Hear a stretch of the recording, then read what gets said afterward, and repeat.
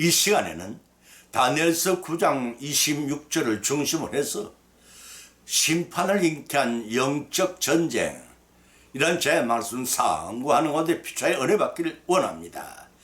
장기와 바둑은 오래된 오락기구입니다. 두 게임 모두 다 고대 중국으로부터 시작된 것들입니다. 그런데 장기는 한 나라와 초나라의 쟁패를 다루는 전쟁에 관한 게임이고, 바둑 역시 고대 중국 삼국시대부터 흑백으로 나누어 쟁파를 다투는 놀이기구들입니다. 두 게임이 모두 사람의 지략과 전략에 따라서 성패가 좌우됩니다. 이는 장기알이나 바둑알 자체가 성패를 결정하는 것이 아니라 그 알들을 운용하는 사람에 의해 판결이 됩니다. 그런데 세속적인 전쟁은 장기나 바둑처럼 대국자들을 하나님께서 대표라고 세우셔서 전쟁의 성패를 결정한다는 사실입니다. 전쟁에 능하신 하나님이시며 전쟁의 성패가 만군의 여호와 하나님께 달려있음을 성경은 우리에게 교훈하고 있습니다. 왜 세속적인 전쟁이 일어나는가? 여러 가지 많은 이유와 목적이 있겠지만 오늘 이 시간에는 세 가지 이유를 성경의 발차에 본문으로 삼았습니다. 첫째는 통치자의 망령된 행위 때문이라는 것입니다. 두 번째는 말세의 징조로 나타난다는 것입니다. 세 번째는 마귀의 발악 때문이라는 것입니다.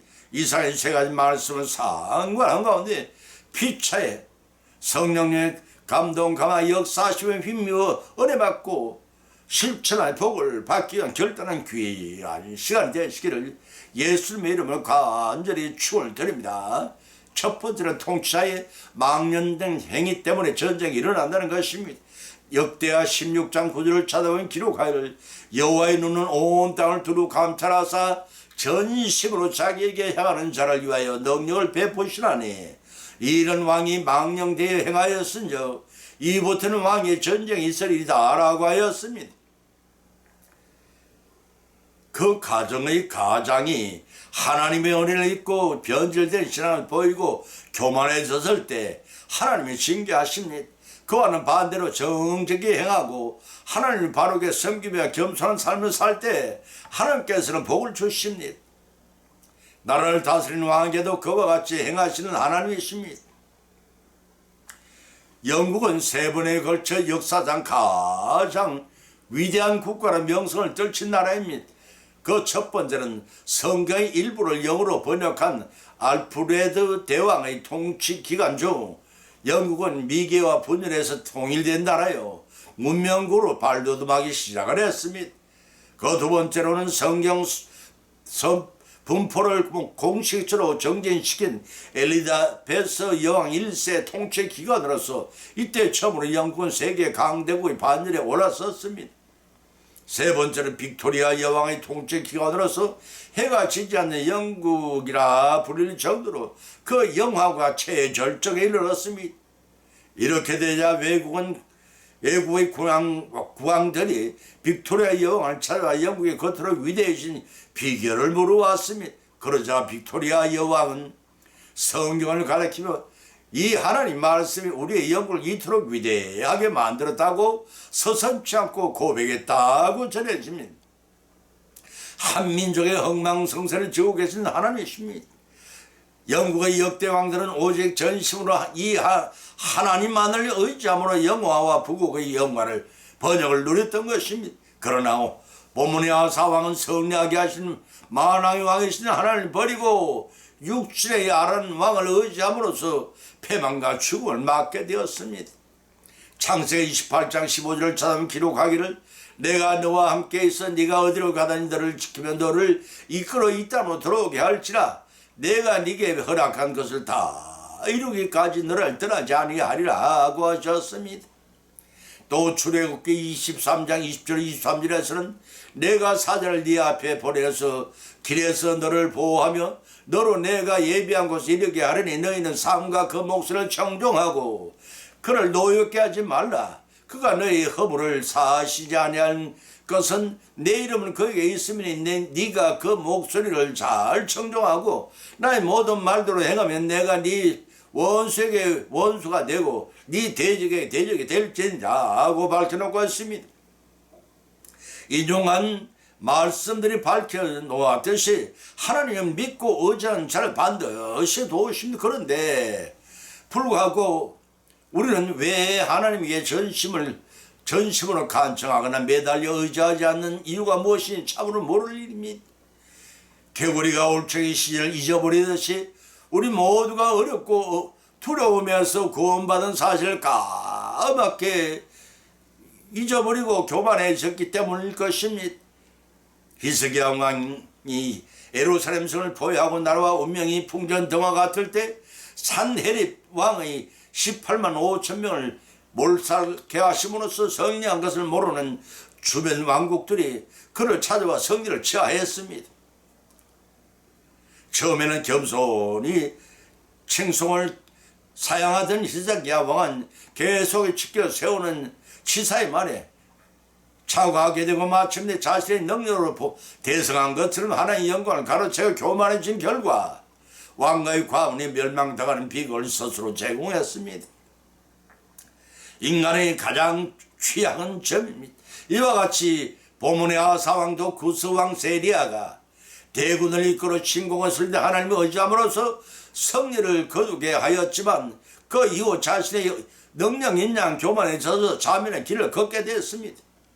본문 9절에서 기록하기를 여호와의 눈은 온 땅을 두루 감찰하사 전심으로 자기를 향하는 자를 향하여 능력을 베푸시나니 이리 왕이 망령대하였은저 이후부터는 왕에게 전쟁이 있으리라고 선언하였습니다. 세계적인 전쟁은 세속적인 전쟁은 최고의 통치자가 망령되게 행할 때에도 발생케 하여 전쟁을 통해 징계를 내리신다는 뜻이기도 합니다. 본절에서 두루 감찰하사라는 의미는 전지전능하신 하나님 눈으로 세상을 감찰하시며 인간의 역사를 섭리 가운데 운행하신다는 뜻입니다. 또 본절의 왕이 망령되게 행하였은즉 전쟁이 있으리라는 말씀은 사울왕이 여호와의 면허이고 월간하여 제사를 드렸을 때 사무엘이 그를 책망한 말과 같은 의미입니다. 사무엘상 13장 14절에 기록됐음을 참조하시기 바랍니다. 아사왕이 병이 났을 때 하나님을 대신하여 의를 의지한 사실을 가리킵니다. 열왕기 16, 8절의 말씀입니다. 그것은 아사왕의 불신앙에 빠져 책망하는 하나님의 선자를 감옥에 가두고 왕의 정책에 항의한 일단의 백성들을 학대했던 것입니다. 위대한 신앙의 소유자라고 범죄하지 않는 것은 결코 아닙니다. 이는 선악과 불순종의 원죄를 지닌 유약한 인간의 단면을 할 것입니다. 범죄했을 때야 적시로 회개하고 사전충을 받고 다시 일어설 줄 알아야 합니다. 다윗이 그러한 인물이었지만 예서가게도 아사왕은 그 신앙의 소유자가 아니었습니다. 당시에는 전쟁이 없었지만 후대에 가서는 하나님의 선언하신 바대로 바벨론에 정복당하는 멸망의 길로 가까이 나아갔습니다. 초교의 경건한 신앙을 간직하지 못하고 말년에 교만해진 솔로몬 왕이나 르호보암 왕과 같이 아사 왕도 그러했습니다. 세속적인 전쟁의 원인은 이처럼 통치의 망령 행실 때문에 일어나기도 합니다. 그 같은 일은 없도록 온 국민이 합심하여 기도해야 합니다. 우리 자신도 통치자들은 망령된 행실 때문에 마음이 교만해져서 선줄로 생각하다가 넘어지는 우를 다시는 보면서는 안 될 것입니다. 두 번째는 말세의 징조로 나타난다고 했습니다. 다니엘서 9장 26절을 찾아보면 기록하기를 60일의 이후에 기름 부음 받은 자가 끊어져 없어질 것이며 장차 한 왕의 백성이 와서 그 성과 성소를 회파하려니와 그의 종말은 홍수에 음몰될 것이며 더 끝까지 전쟁이 있으리니 황폐할 것이 작정되었느니라고 밝혀놓고 있습니다. 본문의 말씀 에레미야 선자의 예언한 70년 포로 생활에서 곧 풀려날 것임을 깨달은 다니엘은 주야로 하나님께 기도를 드렸습니다.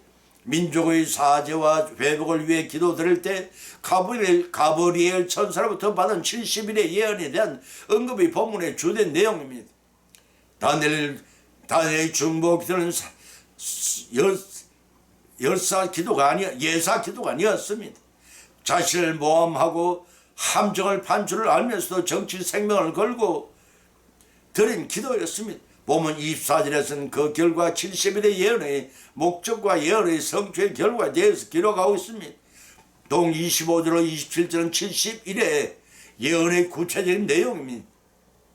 서민 이스라엘이 포로 귀환과 함께 주어질 성전 재건 명령 내려질 때부터 예수 그리스도께서 초림하시기까지의 기간은 69일이며 그 69일의 이후에 일정 기간이 지난 뒤 저 그리스도가 나타나 한 이래 동안 활약을 하다가 멸망을 당할 것이라는 예언의 기록입니다.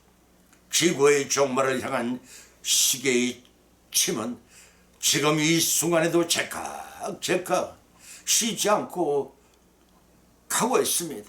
인류 평화를 갈망하는 양식 있는 과학자들은 핵폭탄의 보여로 인류의 종말을 구하는 시계가 종말 10분지를 가리켜 있다고 경고하고 있습니다.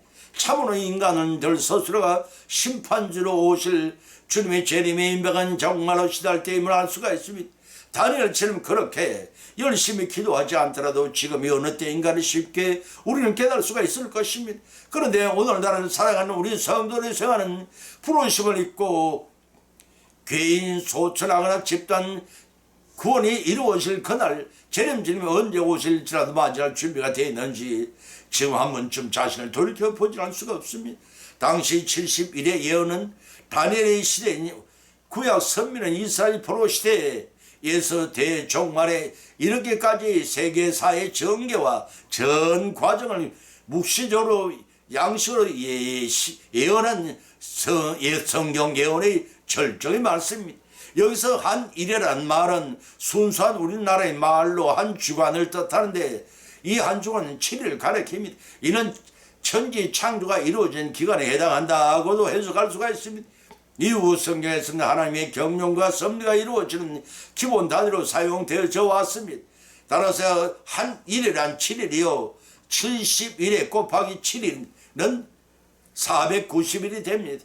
여기서 하루를 한 해로 환산하면 490일은 490일이라는 기간을 다니엘 때부터 세상 종말 때까지 정해되고 구원이 연결되고 천국이 계시될 대종말 때까지 구속사 전개 과정의 기본 패턴을 대입한 예언입니다. 보다 자세히 상수를 하자면 예루살렘 함락에서 중건까지 7주, 성전 재건에서 만민의 구주이신 예수님 오실 때까지는 62주, 장차 초림하신 예수님 성천 이후 재림 직전인 대환란까지의 기간인 중간기가 지난 다음 마침내 저 그리스도가 후 3년 반 기간에 나타날 세상을 주도하다가 역사의 대종말이 도래할 때까지 마지막 한 일이로 나누어 예언을 하고 있는 것입니다. 이 한 일에 동안은 7년은 대환란 기간을 말하는데 후 3년 반 기간 동안에는 저 그리스도가 나타나 최후의 발악을 하다가 예수 그리스도의 재림으로 최후의 종말을 맞게 될 것입니다. 이러한 마지막 일에 살고 있는 성도들은 세속적인 전쟁의 원인이 만세 징조로 나타나는 사실을 명심해야 합니다. 명심할 뿐만 아니라 죄악 세상의 포로 생활에 돌아와 혼탁해진 하나님의 말씀을 증언해야 합니다. 성전을 중심으로 타락하고 세속화된 예배를 경건하게 재건해야 합니다. 동시에 주님의 인격을 담고 다루고 본받는 바른 신앙의 삶을 중건해 나가야 합니다. 그래야 말세 집안에 코앞에 닥쳐설지라도 잘 대비하여 영광의 재림주를 반갑게 맞이하시는 저와 여러분의 성이 하는 믿음의 생활이 되시기를 예수님의 이름으로 간절히 축을 드립니다. 세 번째는 마귀 발악 때문에 하고 했습니다. 본문의 말씀 계시록 11장 7절로 8절을 찾아보면 기록하기를 저희가 그 정거를 마칠 때 무저경으로부터 올라오는 짐승이 저희로 더불어 전쟁을 일으켜 저희를 이기고 저희를 죽일 터인저 저희 시체가 큰 성길에 있으니 그 성은 영적으로 하면 소돔이라 하고도 애굽이라고도 하니 곧 주께서 십자가에 못 박히신 곳이니라고 하였습니다. 본문의 말씀은 7년 대환란 중 하반기에 일어난 사건을 다루고 있습니다. 7년 대환란에는 다니엘서 9장 20절 27절에 예언한 마지막 한 일에 곧 7년 동안의 일어날 사건을 다루고 있습니다. 이 7년 대환란의 전개 구조는 전 3년 반과 후 3년 반으로 나누어집니다. 본 계시록 12장 6절에서의 42달이라는 수치와 계시록 11장 3절과 12장 6절에 1260일과 한때와 두때와 반때, 계시록 12장 14절 다니엘 7장 25절에 기록된 대로 표현한 말들이 모두 다 이 3년 반에 해당하는 기간을 뜻합니다. 이 7년 대환란은 전무후무한 대환란으로서 주님의 심판으로 오시기 직전의 환란입니다. 이 환란은 성도들이 십자가의 고난을 통과하는 것과 같은 마지막에 주어진 구원의 기회이기도 합니다. 보면은 바로 후 3년 반 적그리스도가 출현하며 메시아의 오심을 기다리는 이스라엘에게 철권의 권세를 휘두르며 탄압할 때의 일입니다. 그때 두 증인이 나타나 적그리스도가 가짜 메시아임을 천하에 공표를 합니다. 여기서 두 증인이란 이스라엘 백성 중에서 출현한 모세와 엘리야의 신명을 가진 유대인 출신의 선자를 가리킵니다. 두 증인은 이스라엘 백성들을 양육시킬 그리스도의 증인들이요 1260일 곧 3년 반 동안의 예언한 권세를 받았습니다. 때문에 두 증인은 대환란 동안에 일어난 재앙에 대하여 온 세상이 예언하게 될 때에 예언하게 될 사명을 가지고 있었습니다. 그들 두 증인의 예언을 마쳤을 때를 기점으로 하여 본문의 말씀이 시작이 됩니다. 본문 7절의 기록을 찾아보면 저희가 정거를 마쳤을 때 무주경으로부터 올라온 짐승이 죄로 더불어 전쟁을 일으켜 죄를 이기고 죄를 죽일 터이라고 기록하고 있습니다.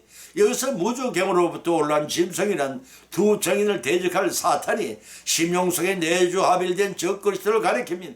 이들은 잠시 세상의 통치하기 위해 무주경으로부터 올라와 권세를 잡고 하나님 백성들을 대적하기만 하지만 도리어 그것이 하나님의 영원한 벌을 받게 되는 출발점 되고 맙니다. 계시록 19장 20절의 말씀이 또 저희로 더불어 전쟁을 일으켜 죄를 죽일 터인자라고 했습니다. 여기서 저희는 두 증인을 가리킵니다. 두 증인은 바른 복음을 전했습니다. 많은 세력들이 호응하였습니다. 방해되는 두 증인을 제거하기 위하여 적그리스도가 군대를 파견합니다. 두 증인은 지지 세력인 이스라엘 백성들은 완강하게 저항하면서 두 증인을 보호하지만 두 번의 사역이 끝났으면 결국은 사로잡히게 됩니다. 이는 마치 두 증인은 모세가 그 임무를 마친 후에 시내산에 죽었듯이 이제 사탄의 세력의 협박을 받아서 순교를 당하게 됩니다. 그러나 기억해야 할 것은 하나님께서 그 이용 가치가 떨어졌기 때문에 두 증인을 사탄의 세력에 내어준 것이 결코 아니라는 점입니다. 사회가 잠시 교회가 잠시 시련을 겪게 됨으로써 훈련되고 또 훈련으로 말미암아 순결해지고 강해져서 영광스러운 최후의 성리를 얻기 위해 일정 기간 동안 사탄의 권세 아래 두는 것이 그것에 불과합니다. 본문 9절에서는 저희 시체가 큰 성길에 있으니 주께서 십자가에 못 박히신 곳이니라 하고 기록하고 있습니다. 여기서 큰 성은 타락한 예루살렘 성을 가리키고 주께서 십자가에서 못 박히신 곳이란 예루살렘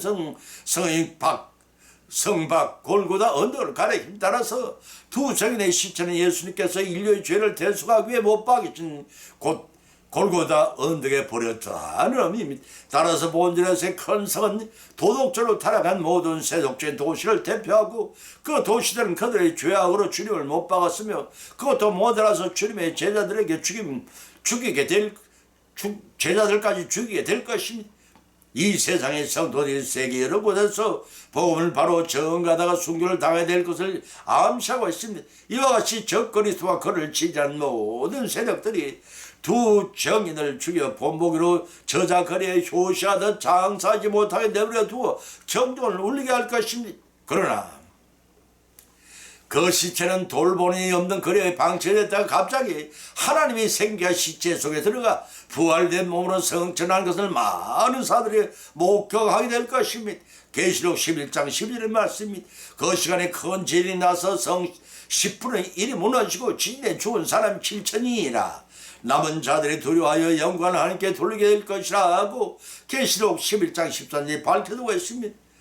영원히 저 그리스도의 죄가 계속될 것으로 여겼으나 후 3년 반이 차면은 주님께서 재림하시면 그들을 진멸하시고 천년왕국을 건설할 것이고 태평성의 천년이 차면 백성들이 행위대로 심판을 받고까지 인내로 믿음을 지킨 성도는 신령체의 몸을 입고 마침내 영원 천국에서 영생 복락을 누리게 될 것입니다.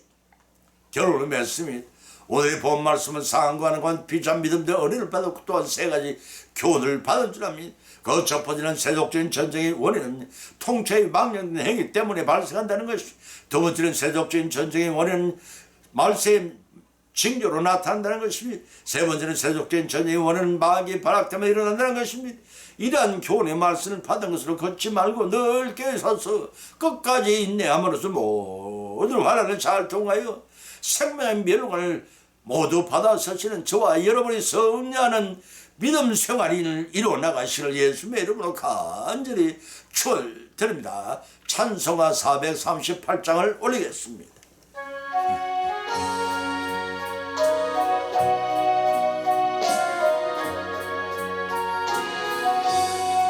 내 영혼이 은총이고 중한 죄짐 벗고 보니 슬픔 많어 이 세상도 천국으로 화도다. 할렐루야 찬양하세.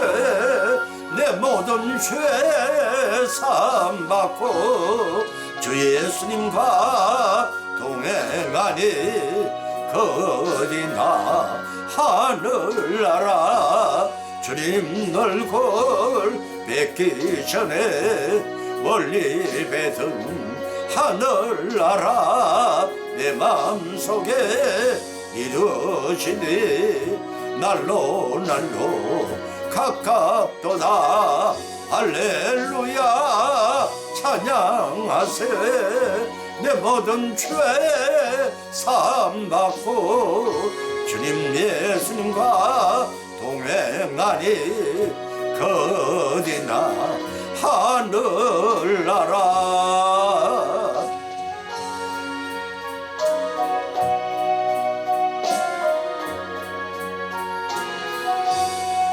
높은 산이 거친 들이 초막이나 궁궐이나 내 주 예수님 모신 곳이 거디나 하늘나라. 할렐루야 찬양하세. 내 모든 죄 사함받고 주 예수님과 동행하니 거디나 하늘나라. 아멘.